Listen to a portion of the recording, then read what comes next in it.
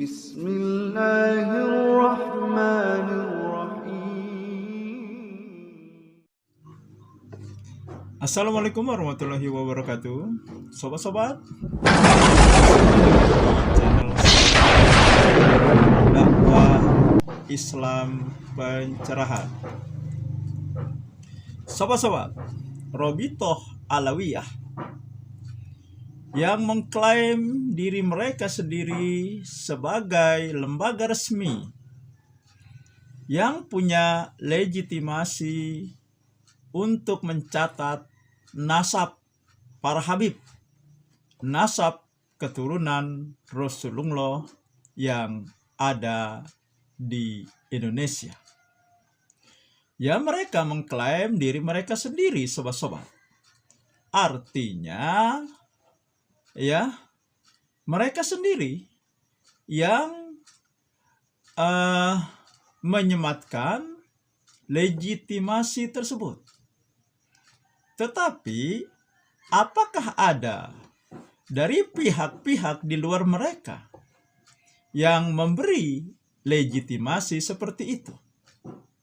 Karena orang-orang yang berada di dalam Robitoh Alawiyah itu adalah orang-orang Arab dari Yaman, yaitu Hadramaut. Dan kita tahu Rasulullah berasal dari Mekah, bukan dari Yaman, bukan dari Hadramaut. Kenapa di Mekah atau negeri Arab Saudi tidak ada lembaga seperti itu, sobat-sobat?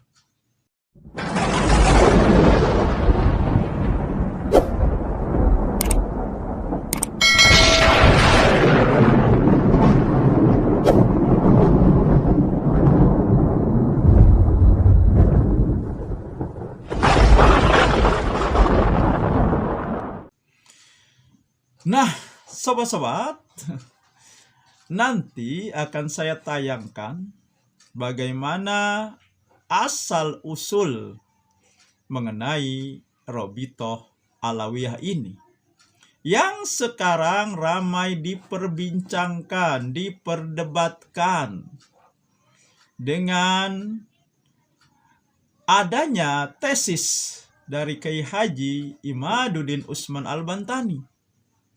Kemudian munculnya hasil tes DNA, dan tesis serta hasil tes DNA tersebut menunjukkan ketidaktersambungan nasab para habib klan Ba'alawi kepada Rasulullah Shallallahu Alaihi Wasallam. Sepertinya, sobat-sobat, dari video yang akan saya tayangkan, kalau ya seperti cerita, seperti kisah-kisah dalam dongeng, maka Robitoh Alawiyah ini sepertinya akan berakhir dengan sad ending, sobat-sobat. Akhir yang menyedihkan, bukan happy ending. Akhir yang membahagiakan. Kenapa seperti itu, sobat-sobat? Ya, karena dari cuplikan video nanti ternyata ya para habib yang ada di Indonesia berasal dari ayahnya Habib Utsman bin Yahya yang diangkat menjadi penghulu, menjadi mufti Batavia oleh Belanda. Karena para kiai pribumi asli menolak menjadi penghulu atau dijadikan penghulu atau mufti oleh Belanda. Dan ini yang mencengangkan, sobat-sobat. ternyata ayahnya Habib Utsman bin Yahya itu dibeli dan dibawa oleh Belanda dari pasar budak, sobat-sobat.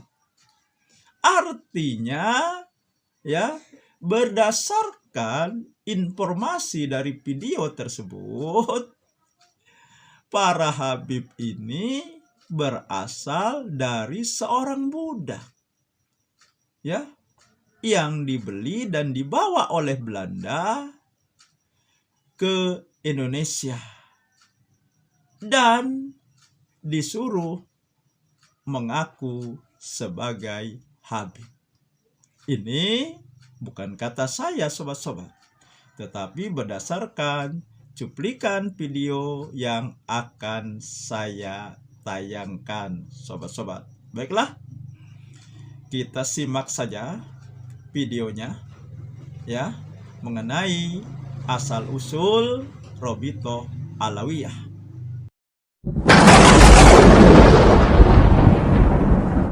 Terlebih dahulu saya mengenalkan diri, saya adalah Dr. Andosun Mufid, MPDI, pemimpin redaksi menaramadinah.com dan owner penerbit Menara Madinah.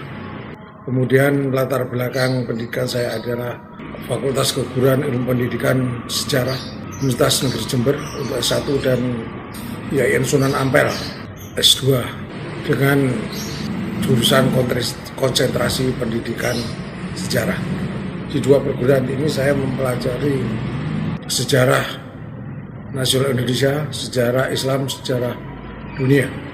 Oleh karena itu, pada kali ini saya akan memberikan gambaran sejarah tentang Habib Utsman bin Yahya, perkumpulan Arabitul Alawiyah dan Robitoh Alawiyah. Perlu diketahui bahwa Habib Utsman bin Yahya ini adalah seorang tokoh Arab Yaman yang merupakan ketua dari orang-orang imigran Yaman. Tetapi beliaunya adalah merupakan generasi kedua. Sementara generasi pertama adalah ayahnya yang dibawa oleh Belanda dari Yaman, Hadramaut. Tapi di sana Hadramaut kan besar, tidak kecil. Mereka dibawa Belanda dari pasar penjualan tenaga kerja. Jadi dulu itu tidak ada buruh, tapi membeli orang untuk dipekerjakan. Sehingga hak-hak penuh adalah di tangan Belanda. Sama juga dengan Inggris, itu juga membeli di pasar budak di daerah untuk jadikan pekerja. Seharusnya orang-orang India, juga orang-orang kulit hitam. Nah, di Jakarta sendiri, di Kiai Mangare itu ada pasar budak, yaitu tempat penjualan manusia untuk dijadikan sebagai pekerja di pegunungan. Tapi sekarang sudah tidak ada. Tapi untuk di Jakarta waktu itu memang putusnya di Manggarai. Ketika Habib Utsman itu masih hidup, maka Belanda mendapat manfaat besar dari beliaunya karena mampu menaklukkan perlawanan bersenjata di pribumi yang dibawa oleh para kiai dengan menggunakan fatwa-fatwanya. Tetapi pada tahun 1913 Habib Utsman bin Yahya ini meninggal dunia dimakaman di Jakarta. Setelah meninggal berapa tahun kemudian, pada tahun 1928, maka dibentuk perkumpulan Arabitul Alawiyah. Ini merupakan FAM dari Mbak Alawi, ya. Ini dibentuk. Ini bersifat sosial, bersifat pendidikan, bersifat menyangkuti anak yatim piatu dan janda-janda. Ini perkumpulan. Jadi orang-orang Arab Yaman yang generasi pertama dan kedua ini di Pekoja, Batavia ini sudah mulai ada ikatan kekeluargaan dan diresmikan dalam bentuk tanda tangan oleh Van der Plas. Jadi sudah mulai ada aktanya, kalau sebelumnya tidak ada. Ya hanya sebatas kelompok-kelompok orang-orang minoritas Arab Yaman yang tinggal di Pekojan. Memang pada waktu itu Belanda menaruh orang-orang Arab Yaman generasi pertama di Pekojan. Karena di situ tempat itu dulunya merupakan tempat tinggal dari orang Bengali, Bangladesh, India, yang dibawa oleh Raffles yang berkuasa di Indonesia pada tahun 1811. Di situ sudah ada masjidnya. Masjidnya juga bagus tembok. Karena orang-orang India dan Bengali Bangladesh itu beragama Islam. Nah, setelah perkumpulan Arabitul Alawijah ini berkembang dengan pesat dan memiliki manfaat dari orang-orang imigran Yaman pada generasi kedua. Kemudian pada tahun 1932 maka didirikan Rabithah Alawiyah. Rabithah Alawiyah. Lembaga ini adalah untuk mencatat nasab-nasab dari para imigran Yaman. Nah, ini yang memiliki tugas mencatat ini merupakan kelompok generasi ketiga. Kalau generasi pertama itu adalah ayah dari Habib Usman yang dibelah Belanda, kemudian tidak kembali lagi tetap menang Indonesia. Kemudian Habib Usman, generasi Habib Usman ini menempati posisi di Departemen Agama di Belanda karena orang-orang Indonesia, para kiai tidak mau menjadi penghulu keluar. Jadi seluruh penghulu yang ada di Bondowoso, di Pekalongan, di Kudus, Pekojan, Sumenep, di Malang, di Probolinggo, di Bangil, Pasuruan ini dididik oleh para Habib-Habib.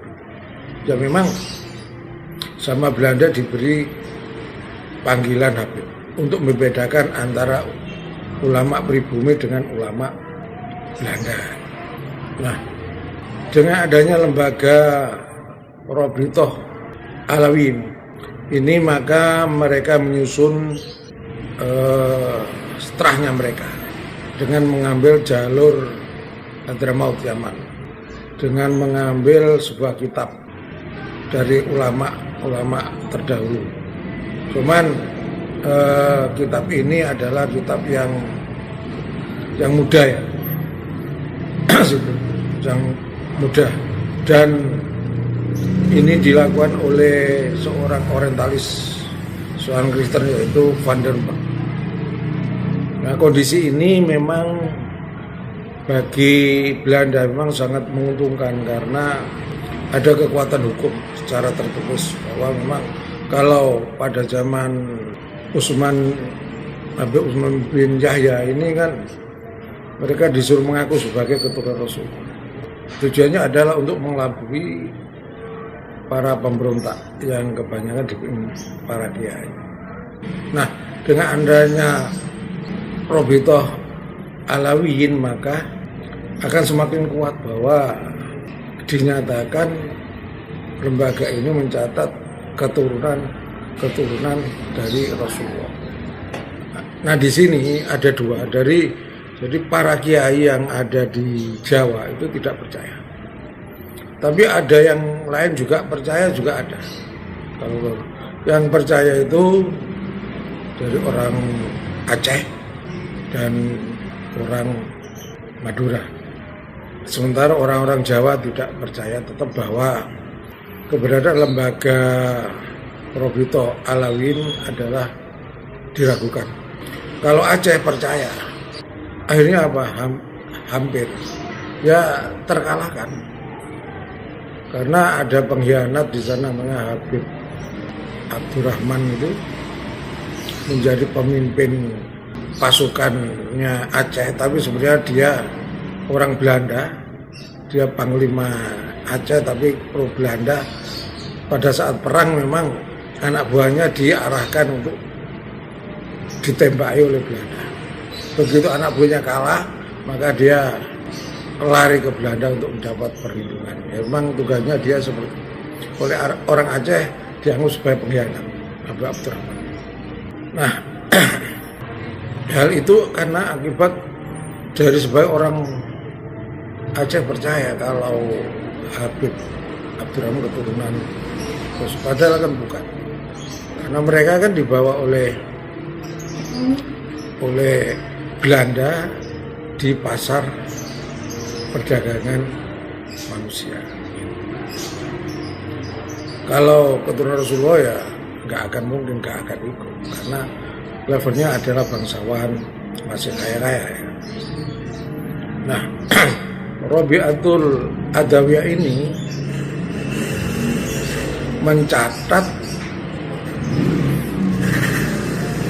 duriahnya sendiri, keturunan sendiri dengan mengambil handle yaitu Ubaidillah, yang saat sekarang ini dipertanyakan dalam tesisnya Kiai Imad adalah tidak ada kaitannya, terputus hubungan. Sehingga Robito Alawin ini dianggap tidak sah. Bahkan dalam perkembangan sekarang ini kan diragukan bahwa ada isu yang terbaru dari ini, untuk menjadi kan sebagai Habib harus bayar 200 jutaan. Nah, sebenarnya bukan sekarang aja keraguan terhadap Robito Alawin ya. Bukan sekarang aja, tetapi sejak zaman Belanda dulu, pemerintahan Belanda itu, para kiai sudah meragukan. Hanya sekarang aja ada ini Kiai Imad itu yang mempublikasikan drastis tesisnya. Kalau itu benar, setelah nanti para Habib yang sekarang seperti Habib Bahar, tahu PKB Gresik itu tes DNA, kalau itu tidak ada hubungan, maka ya berarti memang kebenaran nyata bahwa mereka bukan keturunan Rasul. Nah, kalau kita lihat dari tes DNA-nya Najwa Shihab, presenter dari TV itu, bahwa Najwa Shihab bahwa garis Shihab itu kan tidak ada kaitannya dengan Arab, berapa persen, kecil sekali. Yang ada kaitannya berasal dari India. Jadi marga Shihab itu dalam tes DNA Najwa Shihab dari India. Ya kemungkinan besar karena di daerah Pekojan itu dulu kan orang-orang dia di situ. Kemungkinan besar Belanda memalik. Ini bukan dari Hadramaut Yaman, tapi aslinya dari India dan Bengali. Kemudian Belanda dinamakan dari Hadramaut Yaman dengan harapan nantinya bisa mengelabui para pejuang-pejuang yang menentang Belanda sehingga tidak akan melakukan perlawan lagi. Keberadaan Robito Alawin ini sejak 1932 ya, bukan 1928. Kalau 1928 itu berdirinya perkumpulan Arabitul Alawin. Jadi ini tidak sama dengan dinasti Alawin. Kalau dinasti Alawin itu adalah dari kelompok Syiah yang mengalahkan dinasti Abbasiyah bersama dengan Mongol. Kalau yang ada di Indonesia bukan, karena mereka ini bukan orang Syiah. Dan dari penelitian sejarah ya jauh lah. Nah, sejak berdiri 1932 dalam perkembangannya terjadi perpecahan, yaitu dari keluarnya tokoh Arab Yaman, orang-orang Yaman yang sekarang mendirikan Al-Irsyad itu merupakan perpecahan dari perkumpulan Arabitul Alawiyah. Jadi sudah ada dua. Nah, yang Robito Alawiyin ini cenderung ke Belanda. Sementara Al-Irsyad cenderung tidak pro Belanda. Sampai sekarang kelompok ini pun ya masih tidak bersatu. Sementara dari kalangan NU ini ada Habib-habib yang ke NU, ada Habib-habib yang ke FPI. Tapi Habib-habib di Muhammadiyah tidak ada.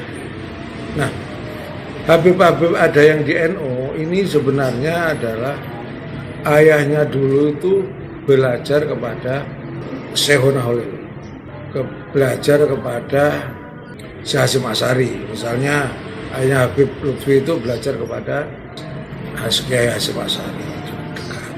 Terus salah satu wali itu di Bali, Habib Bapake itu juga belajar ke Syekhuna Holil.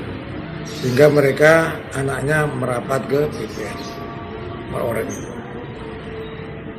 Begitu juga Habib-habib yang belajar ke Syekhuna Holil, anak-anaknya ini ke NU. Mereka adalah sangat halus, sangat sopan, santun dan ilmu tinggi. Sementara Habib-habib yang di Robito Alawiyah ini ada yang keras, ada yang tidak. Yang keras itu ketuanya yaitu Habib Taufik Asgaf, Bahar Semit, Habib Rizik. Nah, ternyata Habib Rizik ini masih ada keturunan dari Habib Utsman bin Yahya yang merupakan antek Belanda. Oleh karena itu Habib Rizik selaku keturunan cucu ya dari Habib Utsman bin Yahya membela mati-matian bahwa kalau Habib Utsman bin Yahya bukan antek. Tapi fakta sejarah mengatakan Habib Utsman bin Yahya adalah antek. Dia dapat medali, dia mengarang kitab, banyak kitabnya memang. Tetapi kitabnya itu adalah kitab-kitab yang menghantam kegiatan para kiai. Misalnya mengharamkan berjuang melawan Belanda, mendoakan Ratu Helmina, kemudian membid'ahkan kalau para kiai berjuang bawa keris, kemudian memfatwakan bahwa kelompok tarekat itu sesat, padahal kelompok tarekat itu yang melawan Belanda. Pemirsa itu yang saya hormati, dalam perjalanan sekarang ini masih juga terus berkecamuk yang akhir-akhir ini. Seandainya tidak ada Bahar Semit dan Asgaf tidak berkomentar sinis, kemungkinan ya perlawan-perlawan dari para gus-gus Kiai NU dan tidak akan membuka aib Robito Alawiyah dan para Habib. Karena Habib Rizik mengatakan Gus Dur itu kita mau buta hati, ini sakit orang ini. Terus Bahar Semit mengatakan ada babi, anjing. Terus Habib Asad bilang kayak palsu, curu-curu kan. Ini yang memicu daripada gus-gus kiai untuk melakukan perlawanan, untuk membuka siapa sebenarnya para Habib-habib itu, siapa sebenarnya Robito Alawi. Nah, saya selaku sejarawan yang memiliki ijazah S1 sejarah, yang memiliki ijazah S2 pendidikan yang juga mempelajari sejarah dunia sejarah Islam, maka saya juga ikut menyampaikan kebenaran sejarah ini, bukan karena apa, tapi ini demi kebenaran sejarah dan fakta. Mengingat Ketua Robitul Alawiyin selalu memutar balikkan fakta sejarah, yaitu mengatakan bahwa yang menciptakan para kiai adalah orang-orang dari Yaman Hadramaut yang datang pada abad terakhir. Ini salah sekali. Juga begitu juga Bahar Smith yang menyatakan bahwa kalau tidak ada Arab Yaman Habib-habib maka bangsa Indonesia masih menyembah pohon. Nah, ini keliru. Sebenarnya yang mengislamkan itu adalah yang menyebarkan Islam ya Wali Songo itu, yang dipelopori Sunan Ampel dengan cara halus, dengan cara sopan santun, dengan cara perkawinan. Nah, sementara dari kelompok Robito Alawiyin dari orang-orang Arab Yaman kan nggak mau nikah dengan pribumi. Gimana Islam bisa berkembang? Karena salah satu penyebaran Islam itu adalah dengan cara salah satunya dengan nikah. Oleh karena itu, inilah fakta sejarah bahwa Robito Alawiyin ini didirikan pada tahun 1932 oleh imigran Yaman generasi ketiga untuk menentukan duriannya, dan ini disambut sangat baik oleh Belanda dengan harapan akan mengalihkan umat daripada para kiai untuk belajar agama, kemudian belajar ke para habib-habib yang berasal dari Hadramaut Yaman yang kini diragukan. Ada bedanya kalau sistem pengajaran Islam para kiai itu DNO yang dengan bentuk pesantren, kalau dengan para habib yang dilakukan habib adalah dengan cara majelis taklim. Oleh karena itu, kita selaku umat Islam yang mengerti tentang benar sejarah memang harus disampaikan sejarah itu. Tidak boleh diputarbalikkan, tidak boleh ditutupkan. Sejarah ya sejarah. Itu. Biar kita tidak dibohongi. Mengakunya keturunan Rasulullah, ternyata tidak. Disuruh Belanda mengaku keturunan Rasulullah mau, tapi dengan cara menipu dan menghancurkan perjuangan orang-orang ibu. Oleh karena itu, kita harus waspada dengan keberadaan Robito Alawiyah, lembaga ini yang mencatat nasab mereka sendiri, yang dasar-dasar referensinya kurang kuat karena hanya Van der Beek dan dengan kitab yang mudah, bukan kitab-kitab yang pada abad 5-4-6. Boleh dikatakan mudah kitabnya pada abad ke-10, jadi jauh dengan kitab yang pertama. Karena dalam sejarah itu ada metode penulisan sejarah bahwa ada data primer, ada data sekunder. Nah, data primer itu adalah data yang paling kuat. Data sekunder adalah data yang kurang kuat. Kemudian buku atau kitab yang lama, yang tua itu adalah lebih kuat daripada kitab-kitab yang baru yang dinyatakan belum kuat. Nah, Robito Alawiyin ini menggunakan kitab yang mudah, berarti masih belum kuat. Sementara Kiai Imad menggunakan kitab yang lama. Kalau dalam penulisan sejarah, kitab yang lama itulah adalah kitab yang sahih, yang benar keotentikannya. Dan yang baru tidak, yang dipakai dasar Robito Alawiyin. Juga ini dasarnya adalah Van der Beek yang memang disetting oleh Belanda untuk memotong bahwa penulisan penyebaran Islam hanya ada Wali Songo. Van der Beek tidak menuliskan data-data keturunan dari Wali Songo, misalnya Sunan Derajat. Kalau Raffles sudah menulis, yaitu menulis tentang sejarah Sunan Bonang. Itu Seandainya menggunakan data refresh itu akan lebih bagus lagi.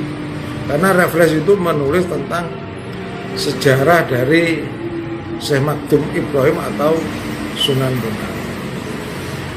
Nah juga Van der Merk tidak menulis tentang Syekh Datul Kafi, tidak menulis tentang keturunan dari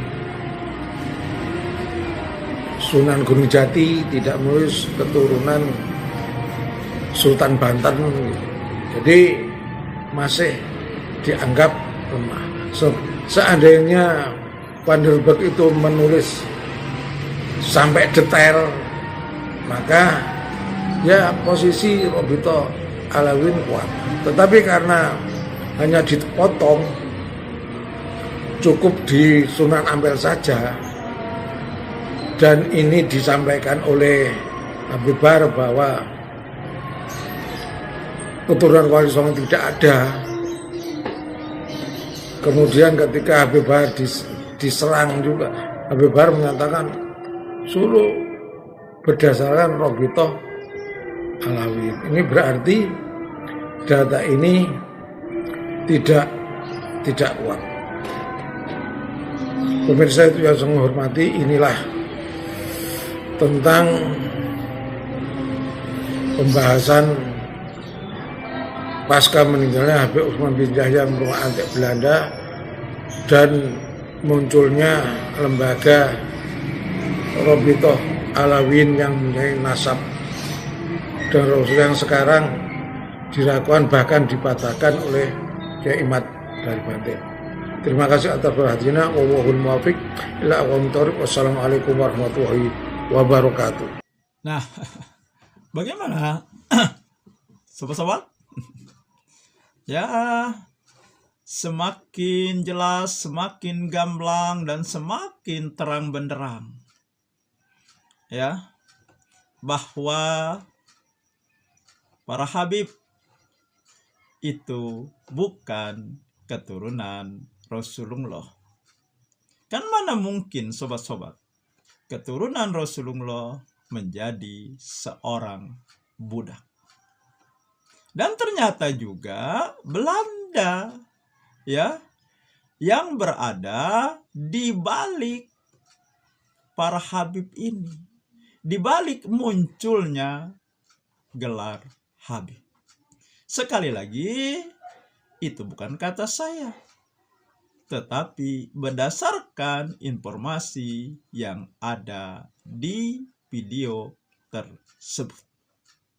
Dan apakah seperti yang saya katakan di awal, Robito Alawiyah ini akan berakhir dengan sad ending? Ya, karena beberapa fakta dan data menunjukkan ya semakin jelas, semakin gamblang, semakin terang benderang bahwa mereka memang tidak ada ketersambungan nasabnya kepada Rasulullah Shallallahu Alaihi Wasallam. Demikian sobat-sobat, semoga ini menginspirasi dan mencerahkan. Nasrum minallahi wa fathun qarib. Wassalamualaikum warahmatullahi wabarakatuh.